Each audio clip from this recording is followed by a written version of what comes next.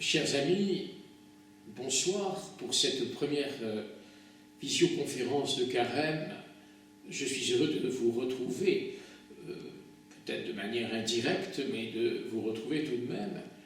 Vous vous étonnez parce que c'était en fait le docteur Patrick Tellier qui devait faire cette conférence. Le docteur Patrick Tellier est l'ancien responsable du bureau des constatations médicales de Lourdes, donc des cas de miraculés qui veulent présenter leur situation.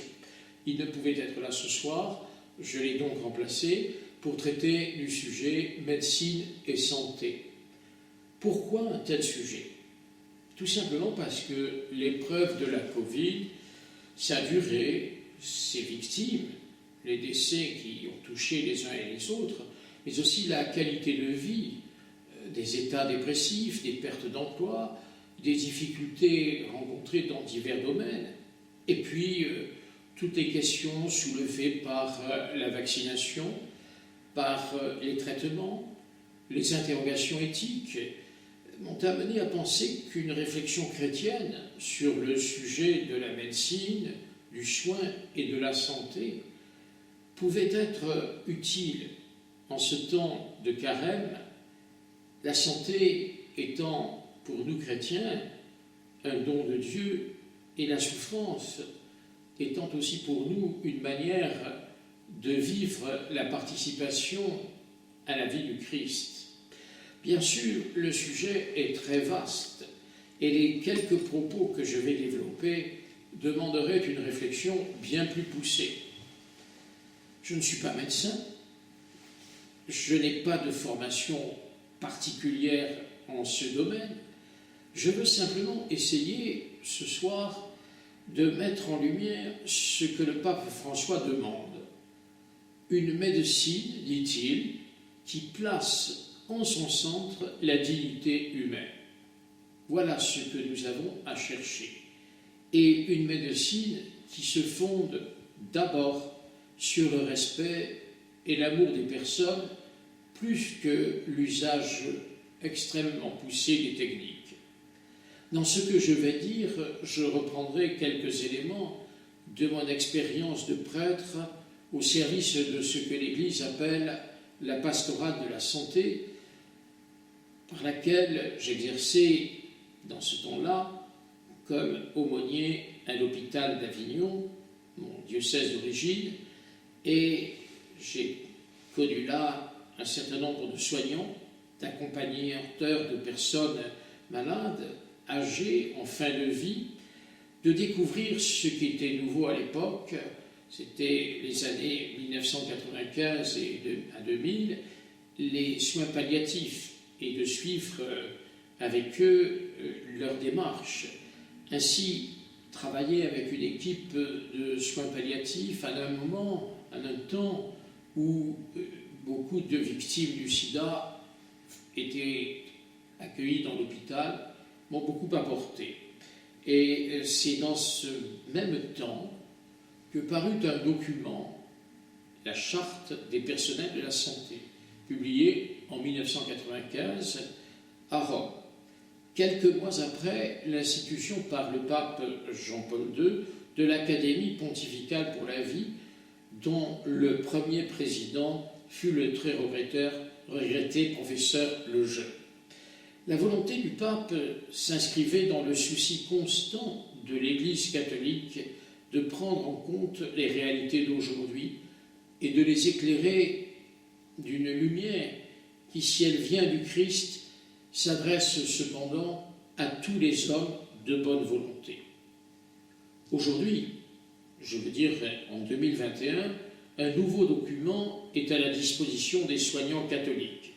Il s'intitule « Nouvelle charte des personnels de santé » et il reprend et renouvelle l'ancienne charte. Ces textes permettent de soutenir la réflexion que je suis en train de vous présenter. Le Concile Vatican II veut considérer la condition humaine dans ce monde, Gaudium et Spes, au numéro 10. La maladie, la souffrance, la guérison sont des réalités constantes dans l'humanité. C'est pourquoi, portant ce souci, le pape Jean-Paul II crée le Conseil pontifical pour la pastorale des services de santé le 11 février 1985. Cet organisme trouve sa raison d'être dans la lettre apostolique Salvifici Doloris sur la souffrance humaine que le même Jean-Paul II avait publiée le 11 février 1984. Dans cette lettre, le Saint-Père parle de l'évangile de la souffrance et montre que le Christ est cette bonne nouvelle que nous avons à faire connaître particulièrement au cœur de la souffrance. La personne qui s'approche du souffrant peut faire du bien par la souffrance et faire du bien à celui qui souffre, dit entre autres le pape Jean-Paul II. Le Christ lui-même le dit, en faisant cela, c'est à moi que vous l'avez fait, c'est Saint Matthieu au chapitre 26. Ce thème de la médecine et de la santé, et c'est mon premier propos, est lié à l'incarnation.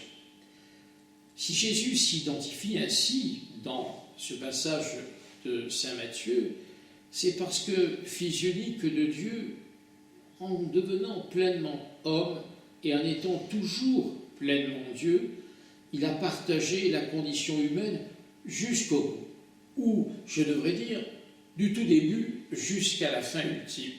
Lui qui était de condition divine, écrit saint Paul aux Philippiens, il a tout partagé. Et il s'agit par là de revenir au Christ. Le mystère de l'homme ne s'éclaire vraiment que dans le Verbe incarné. Le Christ manifeste pleinement l'homme à lui-même et par son incarnation, le Fils de Dieu s'est en quelque sorte uni à tout homme. Ces phrases qu'expriment les pères du Concile Vatican II dans Gaudium et Spes au numéro 22 seront souvent reprises par l'anthropologie chrétienne de nos jours. Elles fondent toute réflexion sur l'homme et donc sur l'homme malade comme sur l'homme qui soigne. Soulignons que cette considération liée à la révélation chrétienne n'est pas réservée à celui qui croit. Le même texte de Vatican II poursuit en effet « Cela ne vaut pas seulement pour ceux qui croient au Christ, mais bien pour tous les hommes de bonne volonté, dans le cœur desquels, invisiblement, agit la grâce. » Toujours dans la Constitution Gaudium et Spes. J'ai parfois vu des réactions négatives quand je disais dans le monde hospitalier que nous devions prier pour tous, sans exception. Un soignant chrétien m'a dit un jour « Vous ne devez prier que pour les chrétiens ». Je pense que cette personne ne comprenait pas bien le sens de la prière et je me suis efforcé de lui expliquer. Car précisément, la foi chrétienne ouvre à l'universel. Le Christ rejoint chaque homme dans sa spécificité, dans sa singularité, et donne sa vie pour que la multitude soit sauvée, et pas seulement un petit groupe, pas seulement quelques privilégiés. Nous devons, nous, fidèles du Christ, penser que toute personne est appelée au salut. Nous avons là déjà une image du soin. Il est pour tous, et en même temps, il doit s'adapter à chacun. Le soignant est appelé, à la manière du Christ, à rejoindre chacun dans sa singularité. C'est pourquoi le mystère de l'incarnation me conduit à penser qu'il n'y a pas de soin véritable sans soignant. Ainsi, Jean-Paul II pouvait dire à des médecins « Dans l'exercice de votre profession, vous avez toujours à traiter avec la personne humaine qui remet son corps entre vos mains, en se fiant à votre compétence au-delà de votre sollicitude et de votre dévouement.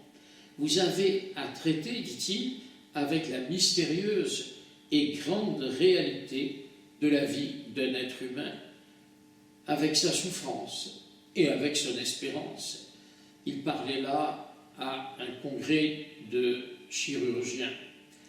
Le pape François exprime la même préoccupation.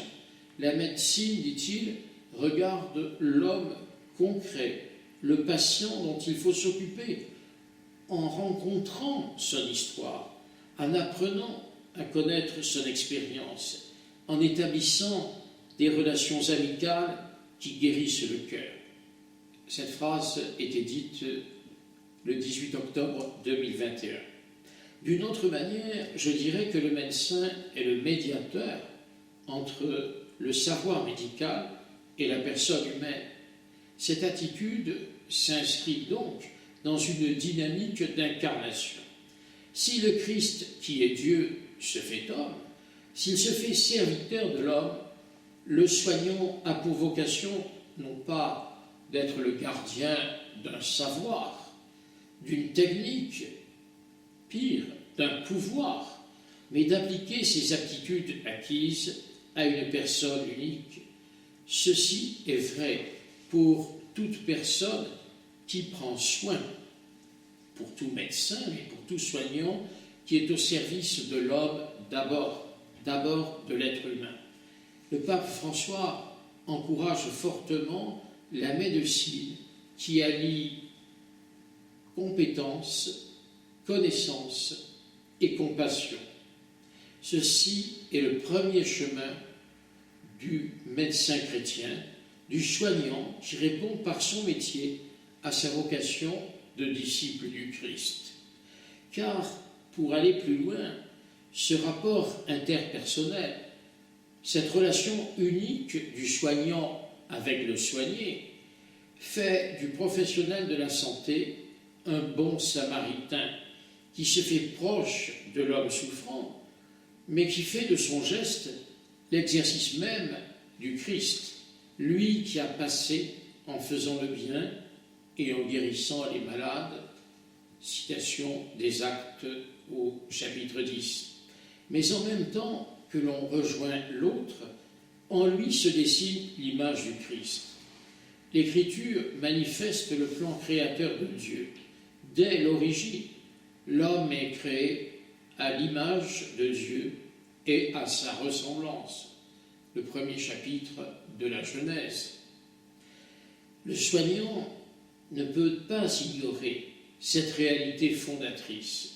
Soigner est donc toujours un chemin d'humanisation et non seulement dans la rencontre du soignant et du patient, mais il doit l'être aussi dans les structures, dans les techniques, dans les moyens mis en œuvre. La médecine a pour souci d'être au service de l'humanisation qui, au-delà du devoir d'amour, de l'amour charité, c'est-à-dire de l'amour qui vient de l'amour de Dieu pour tous les hommes, au-delà de cela, répond à un devoir de justice. Le deuxième point que je viens d'annoncer pourrait s'intituler « Compétence et compassion » ou encore « La raison et le cœur ». Le soignant qui cherche à rendre humaine sa pratique répond à la double exigence de la compétence et de la compassion.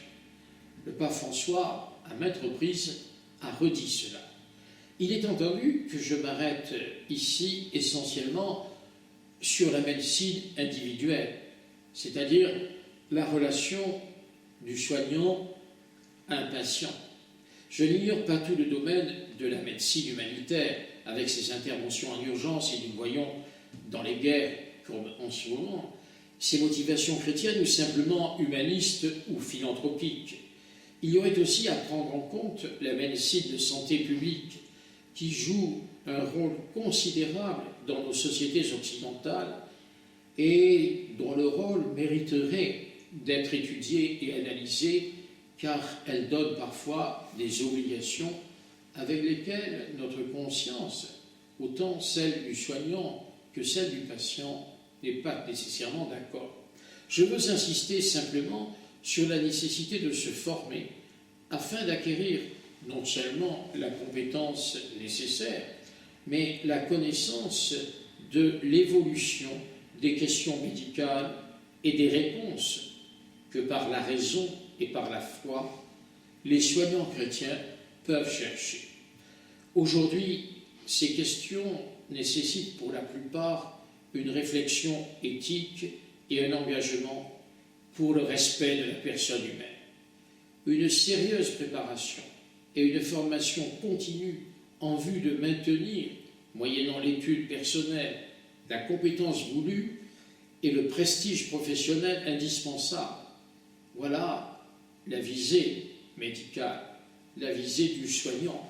Notre capacité de développer de nouvelles techniques rend possible un grand nombre d'actes sur la personne qui n'est pas nécessairement malade, à propos en particulier de la naissance ou de la fin de la vie, à propos de la chirurgie esthétique et de bien d'autres domaines. Il faut donc reconnaître que le possible n'est pas l'éthique. Ce n'est pas parce que c'est possible que c'est moralement juste. Or, la technique offre beaucoup de possibilités. Il est donc impératif de s'interroger sur la finalité de ces possibilités et des interventions sur la personne humaine. Le soigné ne peut pas être utilisé comme un objet d'expérience ou comme un cobaye. Il ne s'agit pas seulement de l'utilisation de connaissances scientifiques, techniques et pratiques, mais il s'agit d'abord de soigner chaque personne comme un être unique, ce qui exige une solide formation éthico-religieuse des personnels de la santé et l'affinement de leur conscience morale pour ne jamais traiter un être humain comme un objet, même si c'est pour faire avancer la recherche médicale. Résonne en nous, vous qui me suivez, le mot terrible du pape François qui malheureusement déplore qu'on trop souvent des êtres humains soient traités comme des déchets. La compétence est un devoir d'honnêteté et de rigueur par rapport à l'activité exercée. La conscience que le travail humain est une participation à l'œuvre de Dieu doit, comme l'enseigne le Concile, imprégner même les activités les plus ordinaires. Et nous savons que dans la pratique du soin, le simple soin d'hygiène, de proximité à la personne, participe à ce chemin de fraternité. La formation est donc permanente pour que l'acte médical ne soit pas en rupture avec le principe d'humanité qui habite chaque personne. Chacun porte en lui cette humanité et chacun, quel qu'il soit, doit être ainsi respecté. En face d'idéologies dominantes, de rentabilité et d'exigence de la part des patients, parfois, l'exercice de la médecine se déploie dans une marge de liberté très étroite. La décision médicale est un acte grave, sérieux, qui demande de connaître du mieux possible le sujet et sa pathologie, mais aussi son entourage et sa vie. Cette qualité professionnelle, cette conscience professionnelle s'accompagne de l'effort de la conscience individuelle pour comprendre et replacer les actes posés dans le cadre d'une véritable compassion et non pas d'une amabilité quelconque ou d'un laisser-aller coupable. Le développement de la science et de la technologie, magnifiques témoignages et capacités de l'intelligence, ne dispense pas l'humanité de se poser des questions essentielles. Il la pousse plutôt à affronter les combats les plus douloureux, les plus décisifs, ceux du cœur et de la conscience morale, pouvait écrire Saint Jean-Paul II. Cette réflexion ouvre sur une nouvelle dimension, la compassion. Il y a, l'année dernière, la parution d'un texte des services de santé du Vatican, du Saint-Siège, Samaritanus Bonus, le bon samaritain. J'ai puisé dans ce texte, qui est une réflexion sur l'accompagnement, Ce texte invite le soignant et l'aidant non pas à provoquer la mort, mais à soutenir le malade par l'affection et l'attention personnalisée. Il me semble en effet que notre monde est sans cesse en quête de technique et de plus en plus convaincu que la technique peut tout, finit par demander toujours plus. Tels ces futurs mariés, que je recevais un jour, et lorsque nous avons parlé d'enfants, m'ont affirmé en toute sincérité, un enfant, on en a quand on veut, et quand on ne veut pas, on n'en a pas. Et la réflexion manquait singulièrement, et il était de mon devoir d'aboutir à une réflexion. Soigner demande d'abord l'aptitude à utiliser des connaissances médicales adaptées à une situation particulière. Je reprends avec vous un passage de l'encyclique du pape émérite Benoît XVI, Spe Salvi, sauvé dans l'espérance, et il parle des lieux d'apprentissage et d'exercice de l'espérance. Il aborde la souffrance comme un de ces lieux. La mesure de l'humanité, dit-il, se détermine essentiellement dans son rapport à la souffrance et à celui qui souffre. C'est au numéro 38 de ce texte Spe Salvi. C'est de là que je repars pour exprimer la compassion du soignant. Accepter l'autre qui souffre signifie en effet assumer en quelque manière sa souffrance, de manière qu'elle devienne aussi la mienne. Je ne peux certes pas prendre sur moi la souffrance d'autrui. Seul le Christ accomplit cet admirable échange. Il a pris sur lui mes souffrances, ce sont mes maladies dont il était chargé. Dit le chapitre 53 d'Isaïe que nous entendrons le vendredi saint.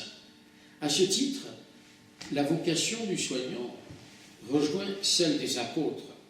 Jésus appela ses 12 disciples, il leur donna autorité sur les esprits impurs pour les expulser et pour guérir de toute maladie. Cette citation est au chapitre 10 de saint Matthieu, au verset 1. Il s'agit en fait de remettre dans l'ordre ce qui est dans le désordre. Il y a donc une proximité entre le soin, la recherche de la guérison et l'œuvre salvifique, l'œuvre du salut. Le ministère thérapeutique, le soin des professionnels de la santé est une participation à l'action pastorale et évangélisatrice de l'Église. Le service envers la vie devient ministère de salut, c'est-à-dire annonce qui actualise l'amour rédempteur du Christ. Jean-Paul II peut dire encore « Vous êtes appelés à être une image vivante du Christ et de son Église dans leur amour envers les malades et les souffrants, et vous êtes témoins de l'évangile de la vie. » Nous savons que c'est une encyclique qui a publié saint Jean-Paul II. Cette mission ne peut en fait se vivre que dans l'enracinement dans le Christ, une union avec le Christ, seul capable de rejoindre tout homme, ce qu'il a fait dans sa mort et dans sa résurrection. Jésus agissant se rend présent là où est l'amour. Ubi caritas et amor, Deus ibi est. Où sont amour et charité, Dieu est présent. Nous sommes largement éclairés sur cette attitude qui est celle du bon samaritain. La Congrégation pour la doctrine de la foi a publié, comme je l'évoquais il y a quelques instants, sur ce sujet, et c'était approuvé par le pape François, en 2020, ce texte Samaritanus Bonus, qui donne des pratiques particulières, ou des pratiques qui concernent tout particulièrement la fin de vie. C'est bien aussi un sujet d'actualité. La compassion du soignant et de l'aidant, dans ces cas-là, n'est pas sensiblerie ou apitoiement. Elle est regard d'amour qui valorise la personne Elle est une bénédiction, une bienveillance. Elle fait entrer la personne dans une communion d'amour, dans cette unité des membres du corps du Christ dont parle l'apôtre Paul, où les membres sont solidaires les uns des autres, dans l'Épître aux Romains. Elle permet de s'engager pour l'autre dans une relation de confiance. C'est le contraire du geste de Pilate, qui laisse l'autre à son sort et qui s'en lave les mains. Il est évident qu'à ce moment-là, il n'est plus question de neutralité, du moins dans le cœur du soignant. Il a pris parti pour la vie contre le mal qui attaque la vie. Il a pris parti pour la personne dans son intégralité. Il a pris parti pour la grandeur de l'humanité qui réside dans cette personne. Et j'en veux pour exemple l'étonnante phrase qu'un jour j'ai entendue entrant dans une chambre d'hôpital, de l'hôpital où j'étais, un monsieur qui paraissait très âgé dans le lit, qui paraissait très proche de la mort, et à côté une épouse, enfin sa femme, c'était visible, qui lui caressait le visage. Et sur la table de chevet, il y avait une photo de mariage, à voir les costumes et le style. C'était sans doute l'époque où ce couple s'était marié. Et j'ai donc dit à la dame, c'était votre mariage? Elle m'a dit, oh oui, mais aujourd'hui il est encore plus beau. Et vraiment, cet homme n'était pas beau au sens propre du terme, mais pour celle qui était là et qui l'aimait, il était plus beau encore que le jeune homme du mariage. Voilà ce qu'est le véritable accompagnement de la personne qui est auprès de quelqu'un qui souffre et qui est en fin de vie.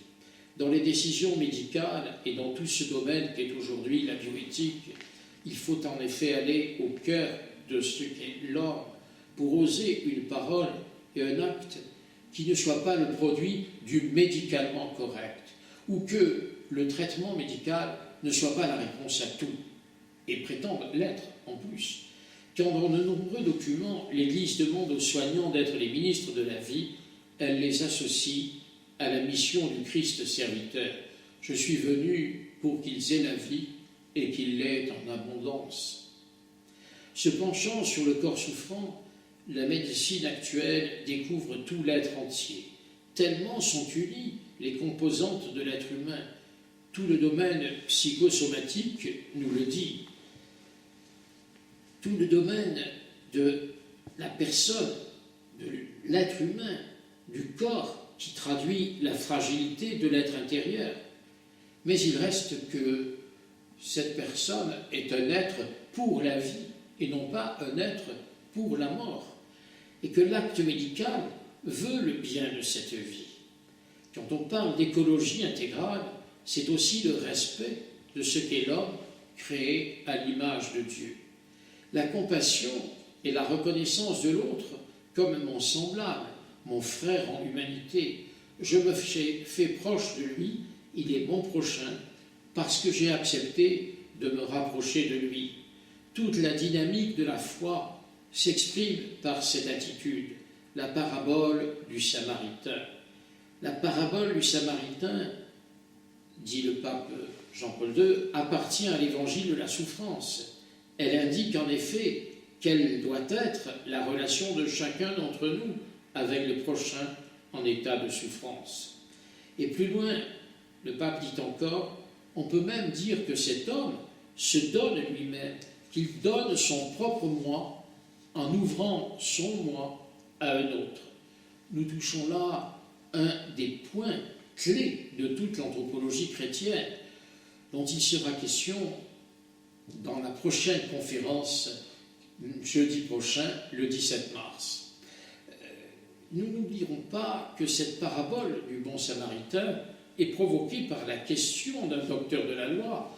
Que dois-je faire pour avoir la vie éternelle?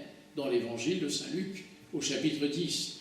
C'est bien la question que tout chrétien doit se poser, ou autrement formulée, que dois-je faire pour répondre à ma vocation de baptiser? Ou encore, quel est pour moi le chemin de la sainteté. Cette question est si incontournable pour le disciple du Christ que je veux être, que je souhaite être, et que j'entends résonner en moi.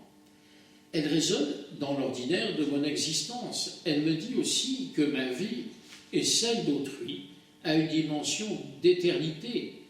Mon espérance est donc bien la vie éternelle, la bienheureuse espérance dont nous entendons parler pendant la messe, avant la communion. Car nous sommes en effet sauvés en espérance. La médecine est confrontée à la question de la maladie, de la douleur, de la souffrance et de la mort. Elle est, dans nos pays occidentaux, présente au grand moment de la vie humaine, la naissance, au long de la vie, certes, mais aussi au moment de la mort. Nos contemporains attendent beaucoup de ces interventions, confondant très souvent soigner et guérir. Le soin est indispensable, il nous concerne tous.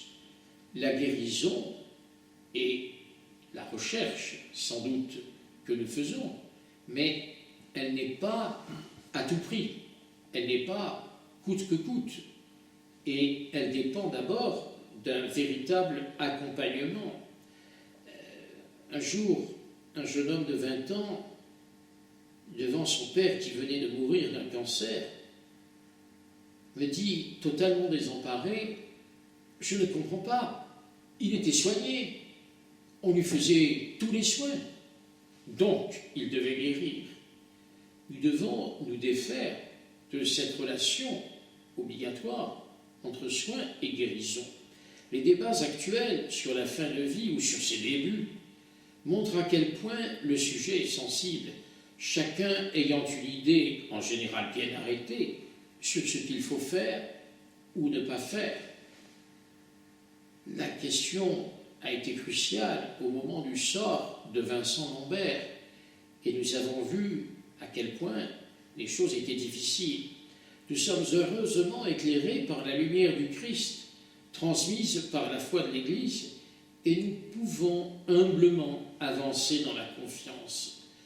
Le chemin se prend à la suite d'un nombre incalculable d'hommes et de femmes qui ont su parcourir, dit le pape émérite Benoît XVI, qui ont su parcourir le grand chemin de l'être homme à la façon dont le Christ l'a parcouru avant nous, parce qu'ils étaient remplis de la grande espérance.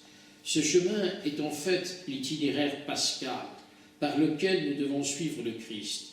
Cet itinéraire pascal qui passe de la mort à la vie et à la vie éternelle, dans la pratique médicale et selon l'expression de Jean-Paul II, une invitation à passer d'une culture de la mort à une culture de la vie. C'est pourquoi nous devons respecter cette vie jusqu'au bout et non pas prendre la solution de compassion apparente de faire disparaître une vie qui est en train de s'achever. Pendant des siècles, la médecine avait pour mission de défendre la vie, de maintenir en vie par le soin et par la reconnaissance de la valeur de toute vie. Le regard sur l'homme, le regard chrétien, permettait de faire respecter tout chemin de souffrance, parce que dans cette perspective, il est clair que tout homme, à travers sa souffrance, peut participer à la souffrance rédemptrice du Christ. Ce n'est pas la souffrance qui a une valeur, encore moins la douleur. C'est l'amour qui est à l'intérieur même. Et c'est l'amour que nous, qui accompagnons, devons manifester à la personne qui souffre. De la même manière, celui qui, avec le Christ, passe par la croix, est appelé à passer par la résurrection.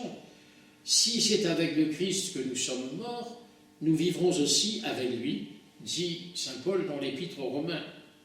Au cœur de notre foi, il y a le message de la résurrection de Jésus. Ce temps du carême va nous conduire à la joie de Pâques. À la suite des apôtres et des disciples qui vont donner leur témoignage au prix de leur vie. Nous croyons que Jésus de Nazareth, vrai Dieu et vrai homme, qui est né de la Vierge Marie, qui a connu la mort, qui est sorti vivant du tombeau, est entré dans la gloire de Dieu éternellement et ouvre ainsi pour nous le chemin du ciel. La résurrection du Christ concerne tout homme. Elle n'est pas un concept, mais le salut de toute personne, corps, âme, esprit, intelligence. Quand nous considérons le corps malade, vieilli, abîmé, nous devons aller bien plus loin. Ce corps sera un corps glorieux. Il ressuscitera avec le Christ. Ce corps malade, épuisé, décharné, en fin de vie, doit entrer dans ce chemin de résurrection. Je crois à la résurrection des corps, affirmons-nous dans notre profession de foi. La résurrection nous dit la valeur du corps, sa dignité intrinsèque. Loin du mépris ou de l'idolâtrie, le corps humain est le temps, en langage savant, le mot grec, le kairos, est le temps de Dieu, selon l'expression de saint Paul. Le soignant chrétien fera donc ce que l'Église a toujours fait dans ce qu'elle avait fondé, les hôtels-dieu. Les hôpitaux étaient la maison de Dieu, hôtel-dieu. Respecter toute vie humaine, de sa conception à sa mort naturelle. La résurrection du Christ nous invite à honorer le corps comme l'âme, avec un cœur qui voit, et non pas simplement en nous fiant aux apparences et à nos jugements humains. C'est à cause du respect pour le corps comme pour l'âme que l'Église ne peut accepter l'avortement, la fécondation d'embryons destinés à mourir, à être utilisés comme un matériel, à être abandonnés, et toutes les atteintes au droit à la vie, pas plus qu'elle ne peut accepter ni l'euthanasie, ni le suicide assisté, ce qui est rappelé dans ce texte Samaritanus Bonus. Le sujet de ce droit, c'est l'être humain, à tout moment de son développement, depuis sa conception jusqu'à sa mort naturelle, et en toute situation, en situation de santé ou de maladie, en état de perfection physique ou de handicap, de richesse ou de misère. Ce droit à la vie est aujourd'hui sans cesse remis en question. Or, nul ne peut disposer de la vie d'autrui. Et si je crois que la vie n'appartient qu'à son auteur, c'est-à-dire au Dieu créateur de l'univers visible et invisible, nul ne peut s'arroger le droit de disposer de la vie. En ce domaine, et nous le voyons aujourd'hui, l'exercice du soignant, l'exercice de la profession médicale devient une sorte de témoignage. N'oublions pas que le mot témoin est synonyme du mot martyr. Le refus de supprimer des vies commençantes ou des vies finissantes est l'entrée dans un combat spirituel qui ne se gagne que par la prière et la confiance en l'Esprit Saint. Des forces médiatiques formatent l'opinion. Le soignant baigne dans un climat d'eugénisme et sous le prétexte de la liberté des personnes est enclin à se contenter de ce que dit la loi. Les lois de bioéthique en France laissent le champ libre à de nombreuses dérives et leur révision s'annonce largement ouverte à une plus grande permissivité, comme par exemple pour la gestation pour autrui, c'est-à-dire les mères porteuses, ou encore l'allongement du délai de l'avortement, ce qui rend atroce encore plus l'interruption de grossesse. Tout cela, nous le vivons dans la réalité. La souffrance des couples stériles est certes à prendre en compte. La situation des enfants qui sont avec un handicap, les personnes transgenres, et tout cela fait partie de la prise en compte des situations. Mais tout cela ne permet pas de faire n'importe quoi.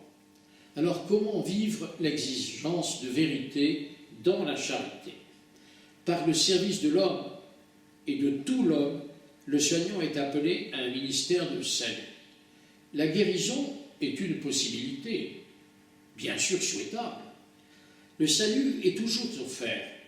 Guérir est une heureuse issue, mais la valeur de la personne n'est pas là. Malade ou bien portante, elle a la même dignité. Vouloir tout miser sur la guérison risque de conduire à l'acharnement thérapeutique ou, au contraire, à l'euthanasie. Ces deux attitudes, en apparence contradictoires, ont en fait une même origine. Ne pas accepter la réalité. L'épreuve de la maladie et de la souffrance est, nous l'avons vu, un chemin de vie, donc un chemin de salut. Mon expérience en milieu hospitalier m'a fait découvrir de nombreuses personnes malades qui, bien accompagnées, ont compris un jour qu'elles ne guériraient pas. Ce fut pour elles, après le choc, une vérité libératrice qui permet alors de se préoccuper de l'essentiel. Je pourrais citer de nombreux exemples de conversions, parfois bouleversantes, tellement elles étaient inattendues et radicales. J'ai vu le souffle de l'Esprit Saint venir chez des êtres qui étaient loin de Dieu et qui avaient découvert un Dieu de miséricorde. Le chrétien ne peut pas laisser la personne sans espérance, précisément quand il n'y a plus d'espoir. Il s'agit de laisser la place au Dieu de miséricorde pour qu'il manifeste sa tendresse. C'est ce qu'ont fait les saints qui, comme collaborateurs de Dieu, ont contribué au salut du monde. Nous travaillons avec Dieu. Et vous, vous êtes son champ, vous êtes une construction de Dieu, dit l'apôtre Paul dans la première épître aux Corinthiens. Le soignant, parce qu'il s'est laissé la place, fait entrer le patient dans le plan de Dieu. En même temps, lui-même accueille aussi la présence du Seigneur dans sa propre vie, puisqu'il remet entre les mains de Dieu une situation qui lui échappe. Par cet acte de la volonté, il entre dans un chemin d'humilité, le chemin du serviteur. Alors, nous devenons ministres de l'espérance pour les autres. Cette attitude est particulièrement celle de l'aidant, la personne qui accompagne un malade grave dont la fin semble proche. Cette personne porte en elle l'espérance d'un au-delà de la maladie. J'en viens enfin à la conclusion. La pratique médicale connaît aujourd'hui un contexte difficile. Nous le savons, il est même difficile de trouver des médecins dans un pays comme le nôtre, qui est un pays où la science, la technique, le progrès s'est développé largement. Pour ne pas se laisser remporter par le consensus, le désir de la facilité, la vanité de la réussite, il est indispensable de s'ancrer dans la foi au Christ ressuscité pour affirmer le service de la vie et aussi soutenir ce service. Il ne s'agit pas seulement d'être chrétien pour soi, mais pour permettre aux autres de rencontrer le salut. Le trésor de la foi est pour tous les hommes de bonne volonté. Nous n'allons pas arriver avec de grandes proclamations, nous allons arriver dans l'humilité, la pauvreté, pour rejoindre la personne là où elle en est. Dans les périodes difficiles que nous vivons, les soignants sont confrontés à des décisions qui demandent un engagement responsable. Au début du confinement, le soir, certains lieux, il était de bon ton d'applaudir les soignants. Mais encore faut-il que nous les soutenions, et si j'ai souhaité parler de médecine et santé, c'est pour que nous puissions réfléchir quand nous y sommes confrontés à ces problèmes et à ces difficultés. Il paraît aussi nécessaire de se retrouver en équipe pour mettre sous le regard du Christ, et là je me tourne vers les aumôneries d'hôpitaux, de cliniques, les accompagnateurs de personnes âgées, pour mettre en commun ce que le Christ nous donne et ce que nous recevons. Rappelez que notre activité de soignant, d'aidant, doit avoir une approche chrétienne, c'est-à-dire être attentive à chaque personne, à voir en elle l'être aimé de Dieu, appelé au salut. Un jour viendra assurément pour nous la question: qu'as-tu fait de ton frère? Qu'as-tu fait de ton frère malade? Toi, médecin, toi, visiteur de malades, toi qui avais des parents âgés dont tu ne t'es jamais occupé. Et il faudra répondre à cette question.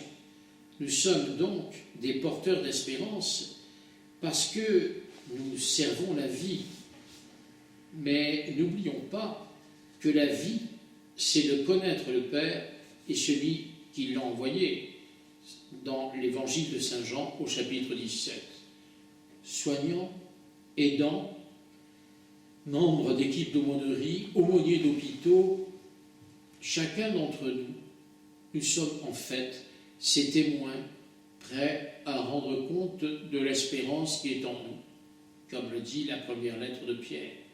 Notre espérance est toujours espérance pour les autres aussi. Si je me fais serviteur du salut des autres, le salut personnel me sera donné. La vocation de tout chrétien est une vocation à aimer, donc à prendre soin de toute personne, malade, faible ou en difficulté. C'est là que se mesure la mise en pratique de notre foi. Et en ce temps de carême, portons cette espérance et apprenons à la partager avec ceux qui en ont besoin. Je vous remercie de votre écoute. Si vous avez des questions, vous pouvez les poser par Internet. Vous avez le rappel des conférences suivantes et du film qui sera retransmis ce vendredi 11 mars à 20h sur Chiara Lubich, l'amour est plus fort que tout. Bonne soirée et bon carême.